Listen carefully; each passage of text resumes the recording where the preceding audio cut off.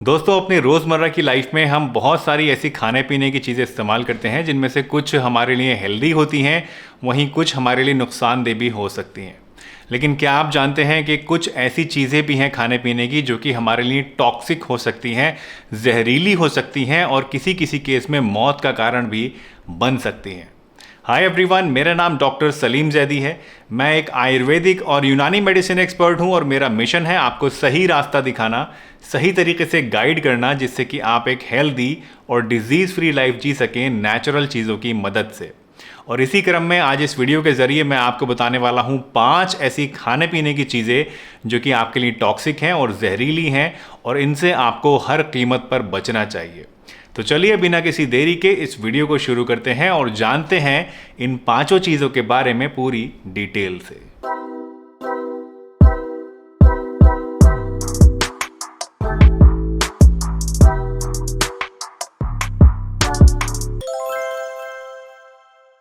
दोस्तों सबसे पहली चीज़ जो आपके लिए टॉक्सिक है और जिससे आपको बचना चाहिए वो है ग्रीन पोटैटो, यानी कि हरा आलू।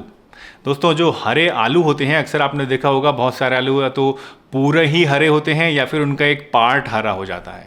जो पार्ट आलू का हरा हो जाता है दोस्तों, उसके अंदर 2 चीज़ें पाई जाती हैं। एक होता है क्लोरोफिल, जो कि एक पिगमेंट होता है जो उसको हरा बना देता है, और दूसरी चीज़ होती है सोलेनेस। क्लोरोफिल तो एक नॉन हार्मफुल चीज़ है, उसका कोई नुकसान नहीं है, आराम से आप उसे खा सकते हैं। लेकिन जो सोलेनेस है बेसिकली ये एक न्यूरोटॉक्सिक होता है जो कि हमारे लिए जहर का काम करता है। अगर आप सोलेनेस को ज़्यादा क्वांटिटी में इंजेस्ट कर लेते हैं तो उसकी वजह से कुछ लक्षण आपके अंदर आ सकते हैं, जिसमें से कि headache, nausea, vomiting, internal bleeding, paralysis या एक्सट्रीम केसेस में कोमा और डेथ भी हो सकती है। तो अगर आप कोई ऐसा आलू ले रहे हैं खाना पकाने के लिए जो पूरी तरह से हरा है तो उसको आपको बिल्कुल भी इस्तेमाल नहीं करना चाहिए, उसको फेंक देना चाहिए। इनफैक्ट सेफ जगह पे फेंक देना चाहिए जहाँ पे कोई जानवर भी उसको ना खाए। या फिर अगर आप कोई ऐसा आलू ले रहे हैं खाना पकाने के लिए जो कि एक साइड से हरा है, एक पोर्शन उसका हरा है, बाकी वो ठीक है, तो उस हरे पोर्शन को आप काट के फेंक सकते हैं, क्योंकि ऐसा नहीं है कि वो जो जहर है वो पूरे के पूरे आलू में आ जाएगा। जितना पार्ट उसका ग्रीन होगा सिर्फ उतने ही पार्ट में वो जहर उसका पाया जाता है। तो ये आपको ध्यान रखना है दोस्तों। कुछ केस स्टडीज़ भी इसके ऊपर हो चुकी हैं जिसमें ये पाया गया कि सिर्फ 450 ग्राम फुल्ली ग्रीन पोटैटोज़ अगर कोई इंसान खा ले तो उससे इतना सोलेनिस मिल जाता है जिससे एक अच्छे खासे एडल्ट की डेथ हो सकती है।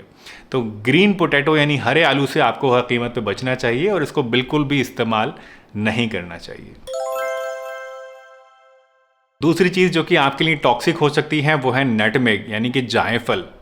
दोस्तों नटमेग एक ऐसी चीज़ है जो कि हमारे इंडिया में बहुत सारी करीज़ में गरम मसाले की शक्ल में डाला जाता है। नटमेग के अंदर एक एक्टिव कंपाउंड होता है जिसको बोलते हैं मायरेस्टिसिन, और मायरेस्टिसिन हमारी बॉडी के अंदर जाके जब ब्रेक डाउन होता है तो उसकी वजह से एक ऐसा कंपाउंड पैदा करता है जो कि हमारे नर्वस सिस्टम को अफेक्ट करता है, और इसकी वजह से अगर ओवरडोज हो जाए तो हमारे अंदर डिजीनेस, पैल्पिटेशन, चक्कर आना, नोजिया और वॉमिटिंग जैसी प्रॉब्लम्स हो सकती हैं। कुछ केसेस में हैलुसिनेशन भी हो सकता है, यानी मरीज़ जो है वो बावलापन कुछ उसके दिमाग में आ जाता है, उसको समझ नहीं आता है, ऐसा लगता है जैसे हवा में उड़ रहा है, या कुछ अजीब अजीब से ख्याल उसके माइंड में आने लगते हैं जिसको हैलुसिनेशन बोलते हैं। दोस्तों नटमेग टॉक्सिसिटी के कुछ केसेस भी रिपोर्ट हो चुके हैं, जिनमें से 2 केसेस आज मैं आपके साथ शेयर करना चाहूँगा।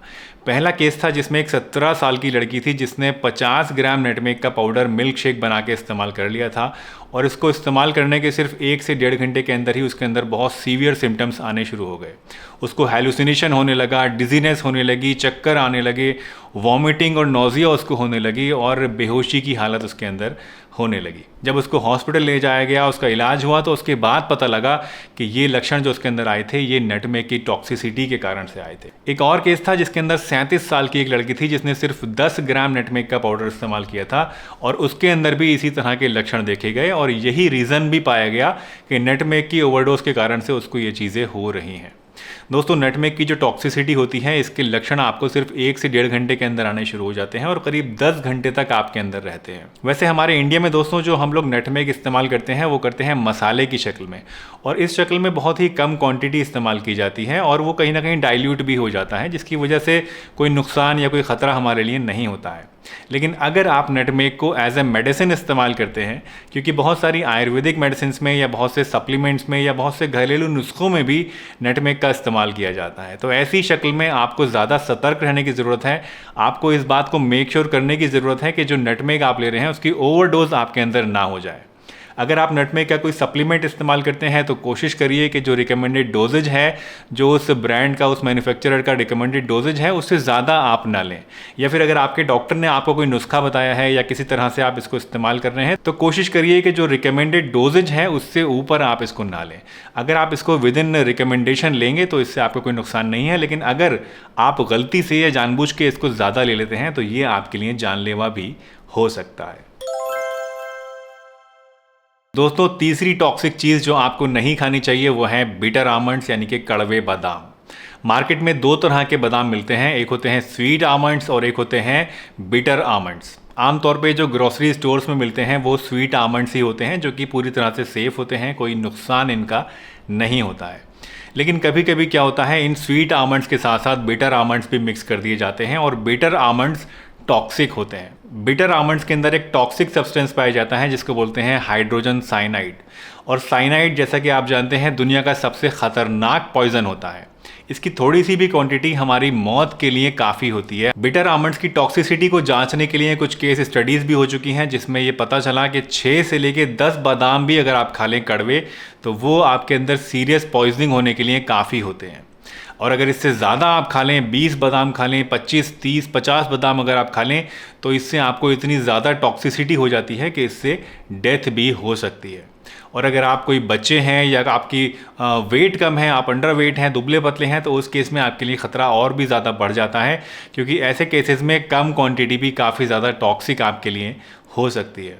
इसलिए आपको हमेशा कोशिश करनी चाहिए कि अगर थोड़ा सा भी कड़वा बादाम है तो उसको आपको नहीं खाना है, और हमेशा अच्छी क्वालिटी का, अच्छे ब्रांड का और अच्छे स्टोर से स्वीट आमंड्स लेने हैं जिसमें कड़वे बादामों की मिलावट ना हो। चौथी टॉक्सिक चीज़ जो कि आपको इस्तेमाल नहीं करनी चाहिए वो है under cooked red kidney beans, यानी ऐसी राजमा जो कि पूरी तरह से पकी नहीं हो। राजमा के अंदर लेक्टिन होता है दोस्तों, और लेक्टिन अकॉर्डिंग टू FDA एक टॉक्सिक सब्सटेंस है जो कि हमारे अंदर बहुत सारे अलग अलग तरह के टॉक्सिक लक्षण पैदा कर सकता है, जिनमें से कि बहुत ही कॉमन है एब्डोमिनल पेन, नोजिया और वॉमिटिंग, और एक्सट्रीम केसेस में डेथ। दोस्तों, लेक्टिन जो कि राजमा के अंदर पाया जाता है, ये पकने के बाद पूरी तरह से ख़त्म हो जाता है। तो आमतौर पे जो हम राजमा को पकाते हैं तेज़ आंच पे, तो उसकी वजह से ये सब्सटेंस ख़त्म हो जाता है और हमें कोई नुकसान नहीं होता है। लेकिन अगर किसी कारण से राजमा पूरी तरह से नहीं पक पा रही है या कच्ची ही हम उसे खा लेते हैं, तो उसकी वजह से बहुत सारे सीरियस साइड इफ़ेक्ट्स हमारे अंदर देखे जा सकते हैं। कुछ केस स्टडीज़ हो चुकी हैं राजमा के ऊपर, जिसमें पाया गया कि सिर्फ 5 से 6 दाने कच्ची राजमा के खाने से आपके अंदर बहुत ज़्यादा सीरियस साइड इफ़ेक्ट्स हो सकते हैं, बहुत ज़्यादा सीरियस टॉक्सिसिटी हो सकती है। तो इसलिए जब भी आप राजमा को पकाते हैं, कोशिश करिए पहले उसको 1 से 2 घंटे के लिए पानी में आप भिगो दीजिए, और उसके बाद तेज़ आंच में उसको तब तक पकाइए जब तक वो पूरी तरह से गल ना जाए, पूरी तरह से खाने लायक ना हो जाए। थोड़ी सी भी कच्ची अगर आपकी राजमा रह जाती है तो उसके अंदर ये लेक्टिन नाम का सब्सटेंस बाकी रह जाता है और ये आपके अंदर टॉक्सिसिटी पैदा कर सकता है। इनफैक्ट कुछ स्टडीज़ में तो ये भी पाया गया कि अगर आप राजमा को पूरी तरह से नहीं पकाते हैं, सिर्फ भिगो लेते हैं या फिर आधी पकी हुई राजमा होती है, तो उसकी वजह से जो लेक्टिन का कंसंट्रेशन है वो और भी ज़्यादा बढ़ जाता है, 5 गुना तक चला जाता है। तो इसीलिए हमेशा आपको कोशिश करनी चाहिए कि राजमा पूरी तरह से पका के, अच्छी तरह से गला के, तभी उसको आप इस्तेमाल करें, तभी आप इससे सेफ रह पाएंगे और इसकी टॉक्सिसिटी आपके अंदर नहीं होगी। दोस्तों, 5वीं और आखिरी टॉक्सिक चीज़ जिससे आपको बचना चाहिए, जिसको इस्तेमाल नहीं करना चाहिए, वो है ब्राउन राइस। जी हाँ, ये शायद थोड़ा सा आपके लिए शॉकिंग हो सकता है, क्योंकि ब्राउन राइस अक्सर बहुत ही हेल्दी माना जाता है और ये माना जाता है कि ये काफ़ी ज़्यादा अच्छी चीज़ है और आपको रेगुलरली इस्तेमाल भी करना चाहिए। बेशक ब्राउन राइस दोस्तों आपके लिए बहुत ज़्यादा हेल्दी होता है और सेफ़ भी होता है, लेकिन अगर आप इसको गलत तरीके से इस्तेमाल करते हैं तो ये आपके लिए जानलेवा हो सकता है। अब कैसे ये आपके लिए टॉक्सिक होता है वो समझ लेते हैं। देखिए, जितने भी राइस होते हैं दोस्तों, इनके अंदर आर्सेनिक का कंसंट्रेशन काफ़ी ज़्यादा पाया जाता है। आर्सेनिक एक बहुत ही टॉक्सिक सब्सटेंस होता है जो कि डेडली हो सकता है और हमारे लिए कार्सिनोजेनिक होता है, यानी हमारी बॉडी के अंदर जाके ये कैंसर पैदा करने का काम करता है। अब ये आर्सेनिक जो है ये चावल के अंदर आता कहाँ से है? देखिए जितने भी खेती होती है चावल की, उस खेती के दौरान क्या होता है कि चावल के अंदर बहुत सारे फर्टिलाइजर्स डाले जाते हैं, बहुत सारे पेस्टिसाइड्स डाले जाते हैं और अलग अलग तरह की दवाइयाँ डाली जाती हैं। और इन सभी दवाइयों के अंदर आर्सेनिक काफ़ी ज़्यादा मात्रा में होता है। और चावल के अंदर एक खासियत होती है कि ये आर्सेनिक को सॉइल के अंदर से ज़्यादा एब्जॉर्ब करता है, क्योंकि वैसे तो ये जितनी भी पेस्टिसाइड्स हैं ये सभी चीज़ों में डलते हैं, सभी अनाजों में डलते हैं, लेकिन क्योंकि चावल के अंदर कैपेसिटी ज़्यादा होती है इसको एब्जॉर्ब करने की, तो इसी कारण से चावल के अंदर आर्सेनिक का कंसंट्रेशन जो है वो बढ़ जाता है। अब क्या होता है कि जब हम चावल को इस्तेमाल करते हैं तो ये आर्सेनिक धीरे धीरे हमारी बॉडी के अंदर एक्यूमुलेट होना शुरू हो जाता है। आर्सेनिक के अंदर एक खासियत होती है दोस्तों कि अगर आप इसको थोड़ी थोड़ी क्वांटिटी में भी लेते रहेंगे तो ये हमारी बॉडी के अंदर जाके एक्यूमुलेट होता रहता है, जमा होता रहता है, और धीरे धीरे over the period of time जब इसका कंसंट्रेशन बढ़ता है तो तब ये हमारे अंदर टॉक्सिसिटी पैदा करता है या कैंसर पैदा करने का कारण बनता है। अब अगर हम कंपेयर करें ब्राउन राइस को और वाइट राइस को दोस्तों, तो ब्राउन राइस के अंदर जो आर्सेनिक का कंसंट्रेशन होता है वो वाइट राइस के मुकाबले में ज़्यादा होता है, क्योंकि जो वाइट राइस होता है ये प्रोसेस्ड होता है और प्रोसेसिंग के दौरान जो आर्सेनिक का कंसंट्रेशन है वो उसमें से कम हो जाता है। अब आप ये सवाल पूछेंगे कि अगर आपको चावल इस्तेमाल करने हैं तो उसको सेफ़ली आप कैसे इस्तेमाल कर सकते हैं। तो बहुत ही आसान है दोस्तों, अगर आप चावल को सेफ़ली इस्तेमाल करना चाहते हैं तो सबसे पहली चीज़ जो आपको करनी है वो ये कि आपको साफ़ पीने के पानी से, ऐसा पानी जो बिल्कुल पूरी तरह से प्योर है, उस पानी से आपको चावल को कम से कम 4-5 बार, 8-10 बार, जितनी बार भी आप धो सकें उसको अच्छी तरह से आप कुचल कुचल के, मसल के और अच्छी तरह से धो लीजिए। इस धोने से क्या होता है कि जो आर्सेनिक है वो वाटर के साथ फ्लश आउट हो जाता है। दूसरी चीज़ जो आपको करनी है वो ये कि चावल पकाने से पहले आपको करीब करीब आधा या 1 घंटा चावल को पानी में भिगो के रखना है, और भिगोने के बाद जो पानी उसका होता है उसको पकाने से पहले उस पानी को भी आपको चेंज कर लेना है। तो इससे भी जो आर्सेनिक है वो काफ़ी ज़्यादा कम हो जाता है चावल के अंदर। बस ये 2 ऐसी प्रिकॉशंस हैं जो अगर आप रेगुलरली कर लें, और आमतौर पे हमारे इंडिया में जो खाना बनाने का तरीका है उसमें ये चीज़ें शायद फॉलो होती भी हैं, तो इसको अगर आप रेगुलरली फॉलो करेंगे तो उससे आपके वो जो आर्सेनिक की टॉक्सिसिटी होने का ख़तरा है वो काफ़ी ज़्यादा कम हो जाता है और आप चावल को बिना किसी परेशानी के इस्तेमाल कर सकते हैं। दोस्तों मुझे उम्मीद है ये वीडियो आपको ज़रूर पसंद आई होगी और इस वीडियो से आपने आज कुछ ना कुछ नया भी ज़रूर सीखा होगा। अगर ये वीडियो आपको पसंद आई है तो इसे एक बड़ा सा लाइक ज़रूर दीजिए। चैनल पर अगर नए हैं और पहली बार वीडियो देख रहे हैं तो चैनल को सब्सक्राइब करना भी ना भूलिए, और हाँ, बेल आइकन प्रेस करना तो बिल्कुल भी मत भूलिएगा, क्योंकि उसी से आपको आने वाले समय में हमारी वीडियोज़ की नोटिफिकेशन मिलती रहेगी। अगर आपके कुछ सवाल हैं, आप कुछ और जानना चाहते हैं तो नीचे कमेंट सेक्शन में मुझसे पूछ सकते हैं, या फिर आप मुझे इंस्टाग्राम पे भी फॉलो कर सकते हैं। मेरा इंस्टाग्राम आईडी इस समय आपकी स्क्रीन के ऊपर शो हो रहा है। तो चलिए इसी के साथ मैं डॉक्टर सलीम आपसे विदा लेता हूं, इस वादे के साथ कि फिर मिलूंगा आपसे इसी चैनल पर एक नई बहुत ही बढ़िया सी वीडियो के साथ। तब तक के लिए अपना बहुत ध्यान रखिए, हंसते रहिए, मुस्कुराते रहिए, रोज़ कुछ ना कुछ नया सीखते रहिए ताकि आप रह सकें हेल्दी हमेशा।